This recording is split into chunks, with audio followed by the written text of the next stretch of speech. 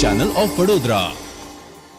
ડભોઈ તાલુકાના શંકરપુરા જતી minor canal છેલ્લા ઘણા વર્ષોથી બંધ હાલતમાં હોય ખેડૂતોની ખેતી માટે વરસાદી પાણી પર નિર્ભર રહેવાનો વારો આવ્યો છે। મળતી માહિતી અનુસાર ડભોઈ તાલુકાના શંકરપુરા જતી માઇનોર કેનાલ છેલ્લા કેટલાક વર્ષોથી સીમાડાના ભાગે નાખેલી હોય, જે ખોટી જગ્યા ઉપર આ લાઇન કરવામાં આવી છે અને કેનાલમાં પાણી આવતું નથી। ઠેર ઠેર ભંગાણ થઈ ગયેલું હોય, પીવીસી પાઇપલાઇનો કરવામાં આવે અને ખેડૂતોને પાણી મળતું રહે તો માત્ર ચોમાસા દરમિયાન વરસાદના પાણીથી નિર્ભર ખેતી કરવી પડતી હોય, કેનાલનો કોઈ લાભ મળતો નથી, જેથી કરીને વહેલી તકે કેનાલ શરૂ કરવામાં આવે તેવી ખેડૂતોની માંગ ઉઠી છે। 18 વીઘો જમીન કચ્ચામાં મારું નામ છે અને વારસદાર તરીકે, અને જ્યારે જમીન જે આ જે કૂવો છે ને એ હજુ દાદાના નામે છે।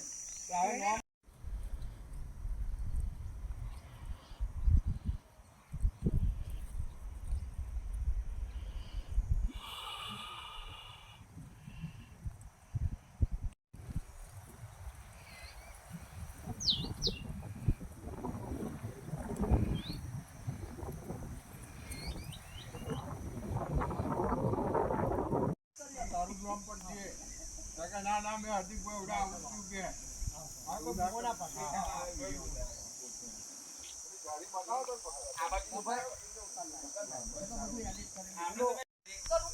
અને તો સીધી લીટીમાં છે, સીધી લીટીમાં કરવા અમે જાય હું તો જવાનું એ બધું તો એ બોન્ડ તો કેવું જ પડે તો બોન્ડ તો કોને એમને ના કહું અમને આ પંચાયતનો અમને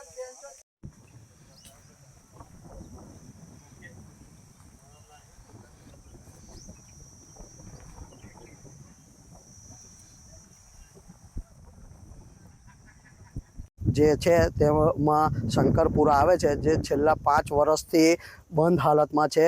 કેનલ ચાલુ થઈ 1 જ મહિનો થયો હતો અને બધા કેનલમાં સીમાડામાં ગાબડા પડી ગયા છે, જે અત્યારે ભર ઉનાળામાં બી અમારે કેવી રીતે પિયાદ કરવાનું, પાણી બિલકુલ આવે એવું નથી અને પાણીનો બિલકુલ બગાડ થાય એવો છે।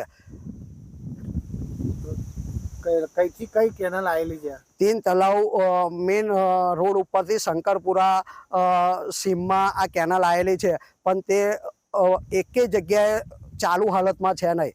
બધા જ આખી કેનાલ ગાબડા અને સીમાડામાં નાખેલી છે, સારી જગ્યાએ નાખેલી નથી। આશરે કેટલા વીઘા જમીન હશે? આશરે 400 વીઘો જમીન છે અને આ કેનાલ નાખી અને કેનાલ નાખ્યા પછી જે પીવીસીની લાઈન બી કરીને તે જે ખેતરમાં પિયા તાલવાનું હતું એ ખેતરમાં લાઈનો કરી જ નથી સાહેબોએ, અને જય આગળ અલગ અલગ ખેતરોમાં લાઈનો કરી દીધી, જય 2 લાઈનો હતી ત્યાં। અને જ્યાં તમારી શું માંગ છે? અમારી એક જ માંગ છે કે જ્યારે અત્યારે આ કેનાલ ચાલુ કરે અને જે પીવીસીની લાઈનો જે ખેતરો બાકી છે એ ખેતરની પીવીસીની લાઈનો કરી આલવા વિનંતી। અત્યારે અમે પાણી લેતા નથી, અમે ખાલી વરસાદના ભરોસે બેઠા છે, કુદરતના ભરોસે।